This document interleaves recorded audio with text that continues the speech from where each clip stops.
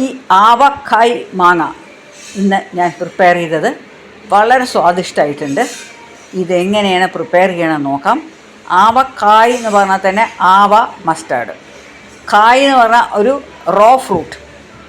അപ്പോൾ avakaya is mainly made with mustard seeds, chilli and fenugreeks. അപ്പോൾ ഇതെങ്ങനെയാണെന്ന് നോക്കാം. This is Sudha Menon from Sudha's world. ഇനി ഞാൻ എടുത്തിരിക്കുന്നത് ഒരു അര കിലോ മാങ്ങ എടുത്തിട്ടുണ്ട്. എന്ത് മാങ്ങ വേണമെങ്കിൽ എടുക്കാം. ഞാനിപ്പോൾ തോത്താപ്പൂരി, കിളിമൂക്കൻ മാങ്ങ എന്ന് അതിന് പറയുക. അപ്പോൾ ഈ കിളിമൂക്കൻ മാങ്ങ എന്ന് പറഞ്ഞാൽ അത് ഞാൻ എന്താണ്, അത് പാകത്തിന് പുളി ഉണ്ടാവുള്ളൂ. അപ്പം അങ്ങനെയുള്ള ഈ ആവക്കായ് മാങ്ങ ഉണ്ടാക്കാൻ ഇതാണ് ഏറ്റവും നല്ലത്. ഏത് മൂവാണ്ടൻ എടുക്കാം, ഏത് വേണമെങ്കിൽ എടുക്കാം. പക്ഷേ ഞാൻ ഇന്ന് വിചാരിച്ചു ഇതിപ്പോൾ ഏകദേശം ഒരു 3/4 കിലോ ആണ് കേട്ടോ. ദിസ് ഇസ് ഓൾമോസ്റ്റ് 720 grams കേട്ടോ.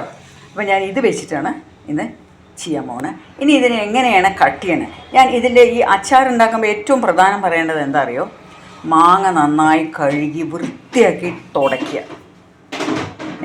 മാങ്ങ ഇട്ട് വയ്ക്കാൻ പോണ കുപ്പി നന്നായി ഡ്രൈ ചെയ്ത് വെയിലത്ത് വേണമെങ്കിൽ വയ്ക്കാം, അല്ലെങ്കിൽ നന്നായി വൃത്തിയായി ഉണങ്ങിയിരിക്കണം. അതിൻ്റെ മൂടി എല്ലാം നമ്മൾ ഉപയോഗിക്കണ കത്തി, പിന്നെ നമ്മൾ ചീനച്ചട്ടിയിൽ വറുത്തെടുക്കാൻ എടുക്കുമ്പോൾ അങ്ങനെ എന്തെങ്കിലും കാണിച്ചാൽ പോരാ. നല്ല ഈ കടുക്, ഉലുവ ഇതൊക്കെ ഇല്ലേ, നന്നായിട്ട് ഡ്രൈ ആയിട്ട് റോസ്റ്റ് ചെയ്ത് അത് വൃത്തിയായി പൊടിച്ച് അങ്ങനെയൊക്കെ ആകുമ്പോൾ ഇത് വളരെ ലോങ് ലാസ്റ്റിംഗ് ആയിരിക്കും. നമുക്കതിനെപ്പറ്റി ഒന്നും ചിന്തിക്കേണ്ട. ഇടുന്ന സ്പൂണും ഓരോ പ്രാവശ്യവും എല്ലാം നല്ലോണം ഉണക്കി ഇട്ട് കഴിഞ്ഞാൽ വളരെ നന്നായിരിക്കും. അപ്പോൾ ഇനി ഇതെങ്ങനെ കട്ട് ചെയ്യണമെന്ന് ഞാനൊന്ന് കാണിക്കാം. ഇത് കുറച്ച് അതിൻ്റെ അണ്ടി എന്ന് തന്നെ പറയുക, അങ്ങനെ നടുവിലത്തെ സീഡ് അത് കുറച്ച് ആയതാണ്. അപ്പോൾ നമ്മൾ അതിനെ കട്ട് ചെയ്യുമ്പോൾ നല്ല കത്തി വെച്ചിട്ടെങ്ങാനും അതിനെ പൊളിച്ചെടുക്കാൻ നോക്കണം. പക്ഷേ എൻ്റെതിങ്ങനെ ഒരുവിധം നല്ലോണം മൂത്തിട്ടുണ്ട്. ഈ മാങ്ങയ്ക്കുള്ളൊരു ഗുണം ഇതാണ്, എന്താ വെച്ചാൽ നമുക്കിത് വേഗം കഷ്ണാക്കാൻ കിട്ടും.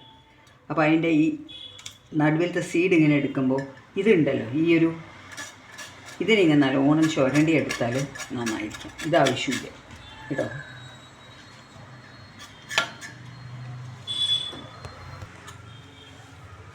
ഇത് കണ്ടോ, ഇത് വളരെ വലിയ മൂത്ത മാങ്ങയാണെങ്കിൽ ചില സമയത്ത് അതിന് ഒരുപാട് ഹാർഡായിട്ടുള്ള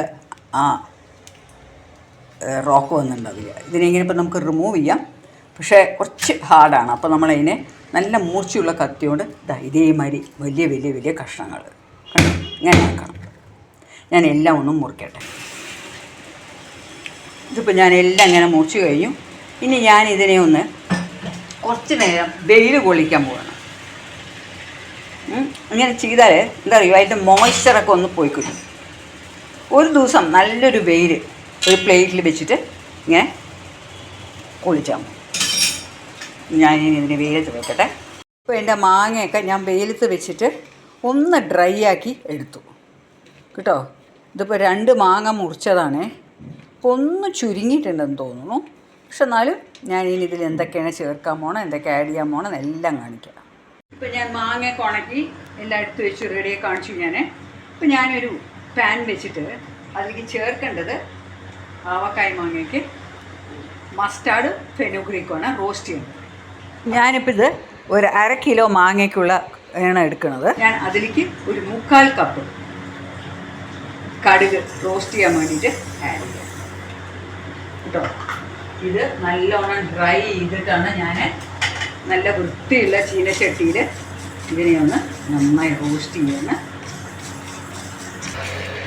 ഇപ്പോൾ ഈ കടുകൊക്കെ നന്നായി റോസ്റ്റായി ഈ ചപ്പെടുന്ന ശബ്ദം കേൾക്കുന്നുണ്ട്. അപ്പോൾ ഞാനിതിനെ ഇതിൻ്റെ ഒരു പാനിലേക്ക് മാറ്റിയാണ് ആ പോയിൻ്റ് എത്തുമ്പോൾ കംപ്ലീറ്റ് ആയിട്ട് അങ്ങനെ മാറ്റിയാൽ മതി കേട്ടോ. നമ്മളിപ്പോൾ ഒരു 1-2 പൊട്ടൽ കേൾക്കും. ആ സമയത്ത് കടുകിനെ വേഗം അങ്ങോട്ടേക്ക് മാറ്റി. ഇനി ഇതിലേക്ക് ഞാൻ ചെയ്യാൻ പോകുന്നത് ഉലുവ. ഇത്രയും കടുകിന് 2 ടീസ്പൂൺ ഉലുവ. ഉലുവ കൂടി പോയാൽ ഒരുപാട് കശിക്കും. അതുകൊണ്ട് പക്ഷെ എന്നാലും ഉലുവയുടെ മണം നല്ലപോലെ വേണം.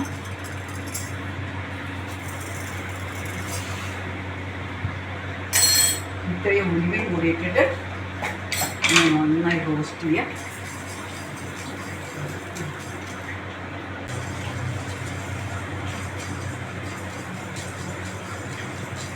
ചെറുതായിട്ടൊന്ന് കളറ് മാറി വരുന്നുണ്ട്. ഇപ്പോൾ ഇതൊന്നൊരു പൊട്ടൽ കേൾക്കുന്നുണ്ട്. അപ്പോൾ ഈ പൊട്ടൽ എത്തിക്കഴിഞ്ഞാൽ നമ്മളത് ഓഫ് ചെയ്യാം. അപ്പോൾ ഞാൻ ഇതിനില്ല, ഇതിൻ്റെ കൂടെ ഇടുകയാണ്. കണ്ടോളൂ. ഇപ്പം ഞാൻ ഇതിപ്പോൾ രണ്ടും കൂടി ഞാനിങ്ങനെ ഇട്ടിട്ടുണ്ട്. എന്നിട്ട് ഇതിനെ ഒന്ന് നന്നായിട്ടൊന്ന് ചൂടാറട്ടെ. എന്നിട്ട് ഞാനിതിനെ ഒന്ന് പൊടിക്കും കേട്ടോ. ഒരു 10-12 അല്ലി വെളുത്തുള്ളി കേട്ടോ. കുറച്ച് കായം വേണം. ഇനി അതെല്ലാം കൂടി മിക്സ് ചെയ്യണ സമയത്ത് ഞാൻ കാണിക്കാം കേട്ടോ. ഇപ്പം ഞാൻ ഈ ഉലുവയും ഇതുപോലെ നന്നായി തണുത്തിട്ടുണ്ട്. ഞാൻ എൻ്റെ ബ്ലെൻഡറിലിട്ടിട്ട് ഇതിനൊന്ന് ക്രഷ് ചെയ്യണം കേട്ടോ. ക്രഷ് ചെയ്യാന്ന് പറഞ്ഞാൽ പൊടിയണം, പക്ഷെ അങ്ങനെ പൊടിച്ച് ഭസ്മാക്കരുത്, അത് പരിപ്പ് ആയിട്ട് കാണും. ഇപ്പം ഞാനൊരു ബൗളിലേക്ക് ഈ മസാലയും ഉപ്പ് മുളക് എല്ലാം കൂടി മിക്സ് ചെയ്യാം. അതിന് വേണ്ടി അപ്പോൾ ഈ പൊടിച്ചതെടുത്തിട്ടുണ്ട്. പൊടിച്ചത് ഇട്ടു. ഇനി ചെയ്യാൻ പോണത് മുളക് പൊടി. കാശ്മീരി ചില്ലി പൗഡറാണ് ഇതിന് ഉപയോഗിക്കുന്നത്. അതാവുമ്പോൾ നല്ല കളറും കിട്ടും.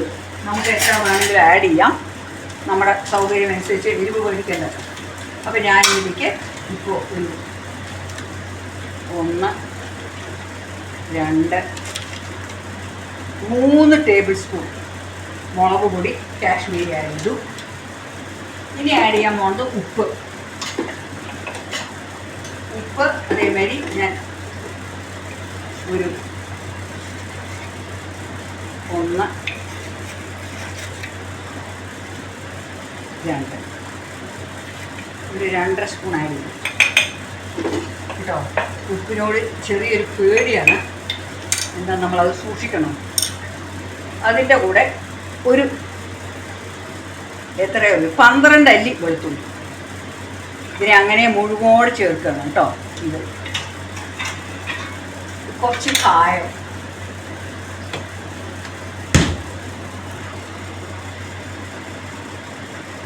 ഇതിലേക്ക് കുറച്ച് കായം ഒരുപാട് വേണ്ട. ഇതിൽ മുന്തി നിൽക്കേണ്ടത് ഉരുവയുടെയും കടുകിൻ്റെയും. അതിനാണ് യാവക്കായ് മാങ്ങ എന്നുള്ളത് പറയുമ്പോൾ ശരിക്കും അതിൻ്റെ ഇതാണ് കേട്ടോ. ഇനി ഞാനിതെല്ലാം കൂടി മരത്തിൻ്റെ തവി എടുക്കുന്നതാണ് മിക്സ് ചെയ്യാൻ.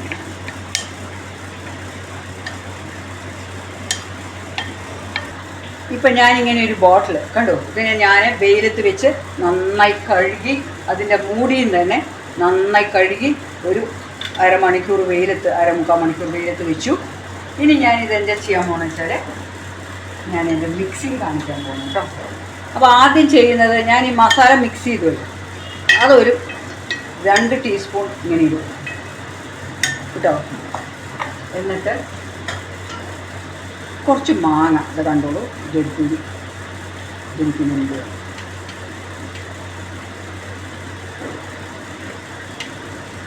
എന്നിട്ട് ഇതിൻ്റെ മുകളിലേക്ക് കുറച്ച് എണ്ണ കേട്ടോ.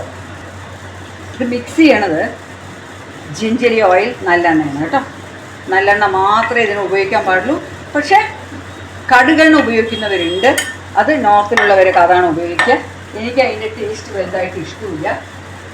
അപ്പോൾ നമ്മൾ സാധാരണ ചെയ്യുമ്പോൾ ഇതാണ്.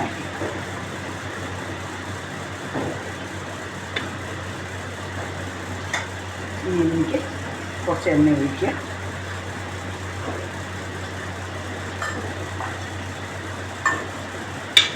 ഇനി ചെയ്യാൻ പോണത് ഒരു പൊടി കൂടി ഇട്ടു. എന്നിട്ട് ഈ മാങ്ങ മുഴുവൻ ഈ കുപ്പിയിൽ കൊള്ളുന്ന മാതിരിയാണ് ഞാൻ ചെയ്യുന്നത്. ഇപ്പം ഞാൻ എൻ്റെ ലാസ്റ്റ് മാങ്ങ കഷ്ണങ്ങളൊക്കെ ഇട്ടു.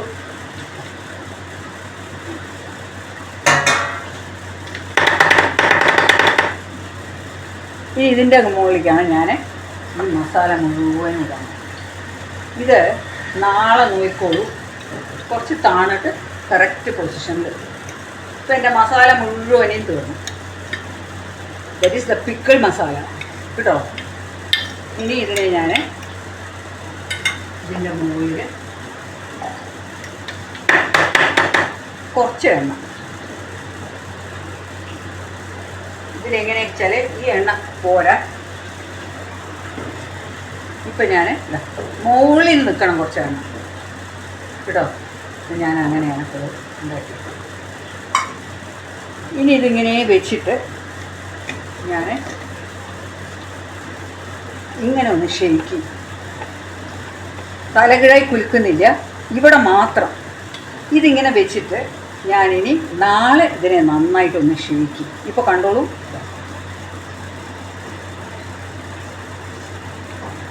എല്ലാവിടെയും എണ്ണയൊക്കെ വരാൻ വേണ്ടിയിട്ട്. ഇനി നന്നായിട്ടൊന്ന് കുലുക്കണത് നാളെ ആയിരിക്കും. അപ്പോൾ ഇതിനെ ഞാൻ അമർത്തി അടച്ചു വെച്ചിട്ട്, ഇതിപ്പോൾ ഞാൻ അതിൻ്റെ പിറ്റേ ദിവസമായപ്പോൾ ഇതിനെ എടുത്തു, നന്നായി ഒന്നും കൂടി കുലുക്കി നോക്കി. നല്ലോണം കുലുക്കും. അപ്പോൾ ഇനി ഒരു 2 ദിവസം കഴിയട്ടെ കേട്ടോ. ഇപ്പോൾ അതിൻ്റെ അടുത്ത ദിവസമായി. ഇതിപ്പോൾ ശരിക്കൊക്കെ പറഞ്ഞാൽ 6ാമത്തെ ദിവസമായി. ഇത് നമ്മൾ വളരെ വൃത്തിയോടും നല്ല ക്ലീനായിട്ടുള്ള സ്പൂണും ഉപയോഗിച്ച് ചെയ്താൽ കുറേ കാലം ഇരിക്കും. ഇതിനെ നമ്മൾ ഉപയോഗിക്കുന്ന മാതിരിയായിരിക്കും ഇതിൻ്റെ ലൈഫ്. അപ്പോൾ ഇനി അടുത്തൊരു വീഡിയോ ആയിട്ട് കാണും വരെ it's bye from Sudha Menon. See you in the next video.